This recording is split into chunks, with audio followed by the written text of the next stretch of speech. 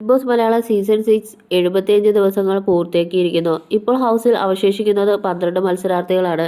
കഴിഞ്ഞ ആഴ്ച ഫാമിലി വീക്കായിരുന്നു നടന്നത് എന്നതുകൊണ്ട് തന്നെ 10ാം വാരത്തിലെ നോമിനേഷൻ ലിസ്റ്റ് തന്നെയാണ് ഇപ്പോഴും നിലനിൽക്കുന്നത്.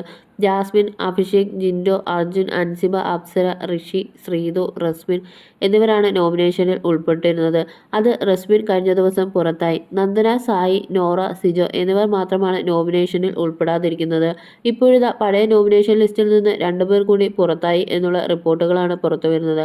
അത് മറ്റാരുമല്ല, അപ്സര, രത്നാകരനും അൻസിബയുമാണ്. കഴിഞ്ഞ കുറച്ചാഴ്ചകളായി അപ്സരയുടെ ഗെയിമിനോട് പ്രേക്ഷകർക്ക് എതിർപ്പായിരുന്നു.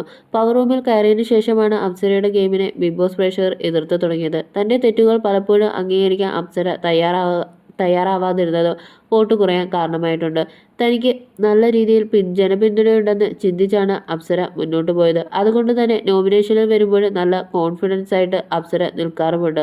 അതുകൊണ്ട് തന്നെ എവിറ്റായി എന്നുള്ള അറിയിപ്പ് അപ്സരയ്ക്ക് വലിയൊരു ഷോക്കായിരിക്കും. ടോപ്പ് 5-ൽ താൻ എന്തായാലും ഉണ്ടാവുമെന്ന ചിന്ത പലപ്പോഴും മത്സരാർത്ഥികളോട് പങ്കുവച്ചിരുന്ന ആൾ കൂടിയാണ് അപ്സര.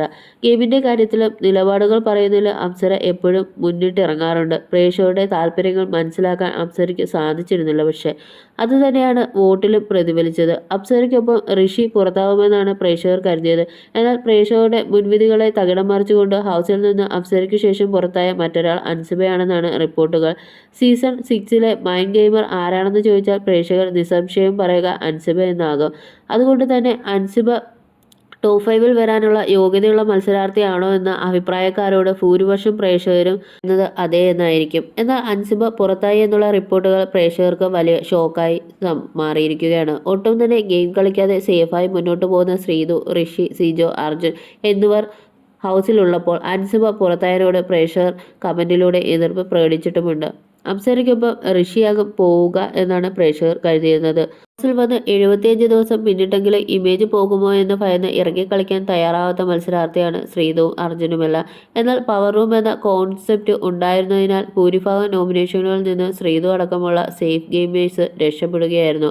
അപ്സരയെയും അൻസിബയേക്കാളും പുറത്തു പോകാൻ ഏറ്റവും യോഗ്യത ശ്രീതുവിനും ഋഷിക്കും അർജുനുമൊക്കെയാണ് കമന്റുകൾ. ഇനി വരാനിരിക്കുന്ന നോമിനേഷനുകൾ എങ്കിലും അവശേഷിക്കുന്ന എല്ലാ മത്സരാർത്ഥികളെയും ഉൾപ്പെടുത്തണമെന്ന് പ്രേക്ഷകർ ആവശ്യപ്പെടുന്നുണ്ട്. അർജുനുമായുള്ള കോംബോയാണ് ശ്രീധുവിന് വോട്ട് നേടിക്കൊടുത്തത്. പ്രശ്നങ്ങളിൽ ഒന്നിലും ഇടപെടാത്തത് കൊണ്ട് തന്നെ ശ്രീധു എന്ന മത്സരാർത്ഥിയെക്കുറിച്ച് സഹമത്സരാർത്ഥികൾ ഓർക്കാർ പോലുമില്ല. ഹൗസിലേക്ക് 2ാം വരവ് നടത്തിയപ്പോഴും ഇനി അങ്ങോട്ട് താൻ കാട്ടുതീയാകുമെന്നും മാറുമെന്നും പറഞ്ഞ് സിജോ ഗെയിം ഇപ്പോൾ വളരെ മോശം അവസ്ഥയിലാണ് കളിക്കുന്നത്. നിലവിൽ ഹൗസിനുള്ളിൽ ഏറ്റവും ജനപ്രീതിയുള്ളത് ജിൻഡോയ്ക്കും ജാസ്മിനും അഭിഷേകിനും അർജുനുമാണ്. എന്നാൽ പ്രേക്ഷകർ ഇവർ ആരുടെ ഗെയിമിലും തൃപ്തരല്ല.